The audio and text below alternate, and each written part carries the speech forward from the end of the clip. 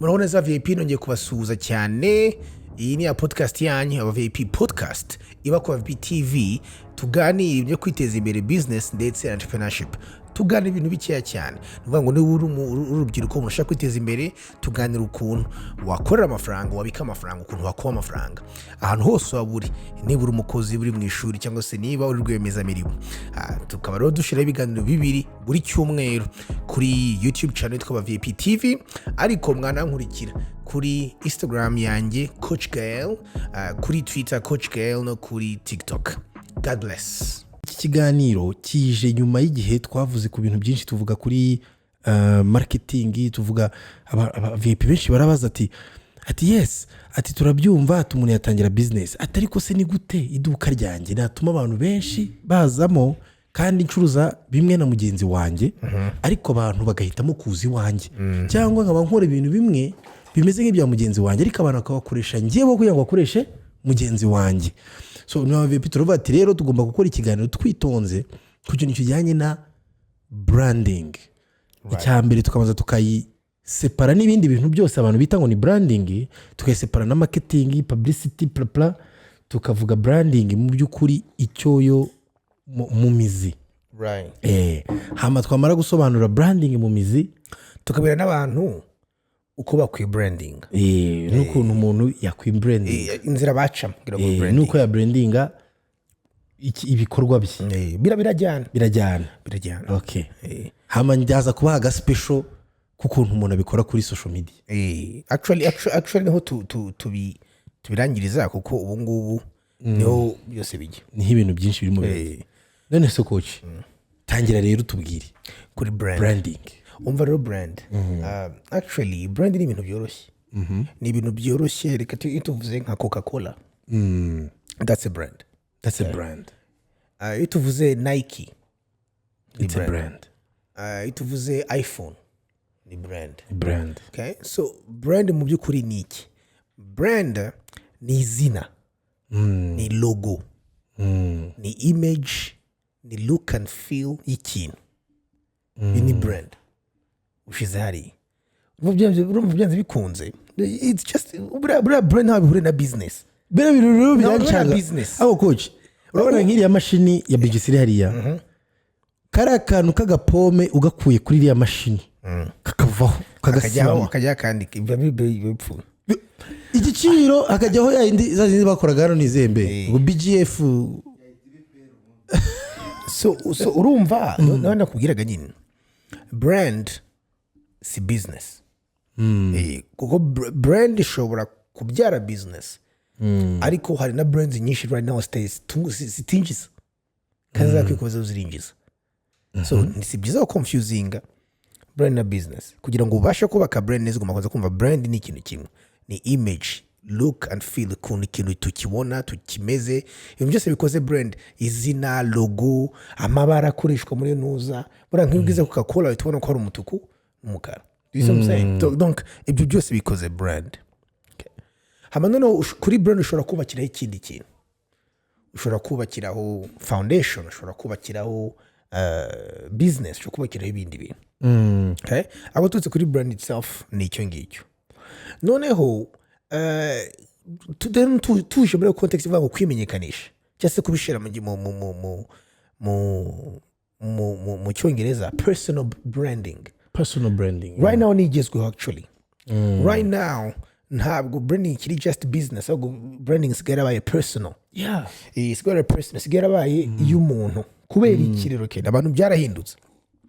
Abantu kera mu gihe cy'ababyeyi bacu abantu batrustingaga ibintu biri autoritaire cyane. No kuvuga ngo bagatrustinga cyane ikintu kimeze nka system, bagatrustinga ikintu kimeze nka industry, ikintu kimeze nka corporation, kimeze nk'uruganda, ikintu kimeze nka system bakacyubaha.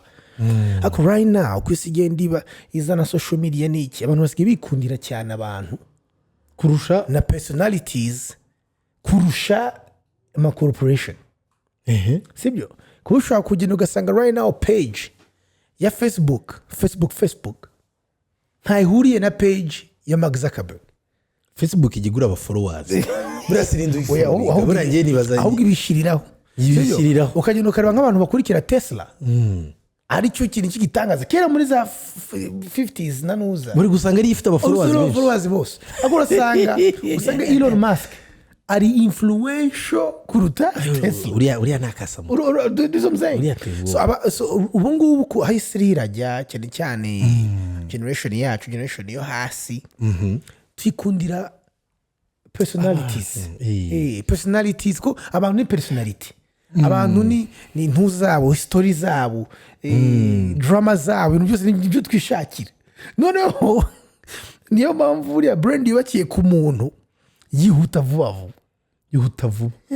uko azamuka nayo irajyana so okay nibaze right now uvanye nka Elon Musk muri Tesla right now akavuga ati ngurishije ibintu byose Tesla igwa nk'igiciro nk'inshuro 10 yahita ivaho oya reka nguhire urundi rugero rwiza inkweto za Air Jordan haburiya Jordan avuze ati I'm no longer affiliated with this brand exactly ati mumvaneho hamano kongera kwambara zahita ziba inkweto zisanzwe no kubera ari Jordan kore ko abantu iyo mbere ari urukweto rwa Jordan n'umwana mutoya ahita abona mu mutwe afunze amaso ahita abona madanks akabona hazigaye amasegonda 3 ngo match irangire Jordan agatera so ibyo bintu nibyo ahita abona mu mutwe umuntu agati wese yashaka kwambara urwo rukweto n'urukweto nk'izindi aho rwagiyeho iki rwagiyeho ya brand kora ko abantu dusigaye dukunda muri kino gihe dushaka abantu dufata turelatinga nabo tugira iki so nshiga tom process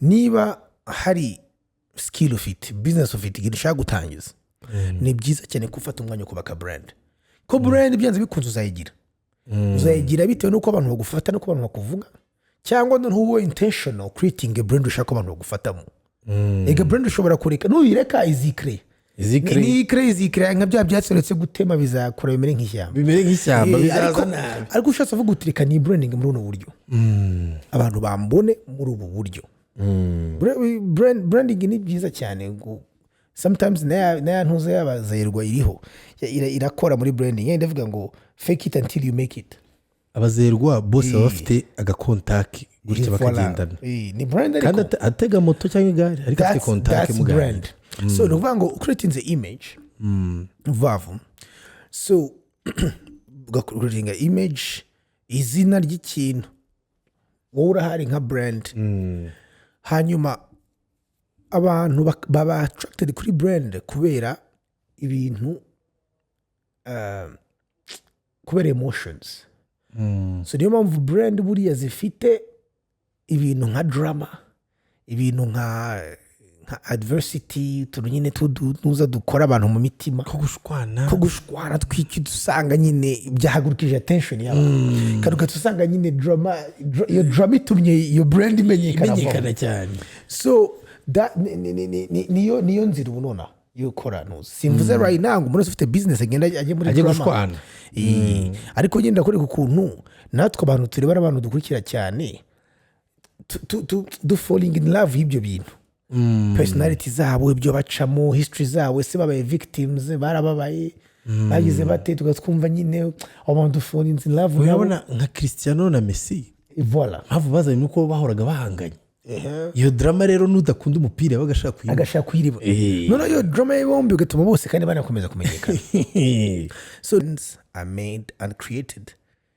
in the minds and hearts of people rumva brand iva mu mutwe mu bitekerezo no mutima niyo mpamvu itigenda igafata ibitekerezo n'imitima by'abantu urari umuntu kwa mugenza koze nta telefone yashobora gufata atari iPhone right now iPhone ngo bagenda bakazoroshya zikayazipfa mu minota inga hari iyo brand yamugiye mu mutwe no mutima that's it so right now rero kuvuga ngo uzi kwandika uzi kuririmba cyangwa ufite skill cyangwa ibintu by'amakomputer cyangwa ibyo kudevelopa just ugakora ibyo bintu cyangwa ufite ikintu ukora ari artist ushushanya cyangwa se ukora ikintu ngo just ugiye urabizi uricaye ntibihagije ugomba gushira image brand imbere y'ibyo bintu urakora ko image niyo abantu bazakunda niyo izakurura abantu niyo izajya mu mitima y'abantu no bigatuma babona n'ibikorwa byabo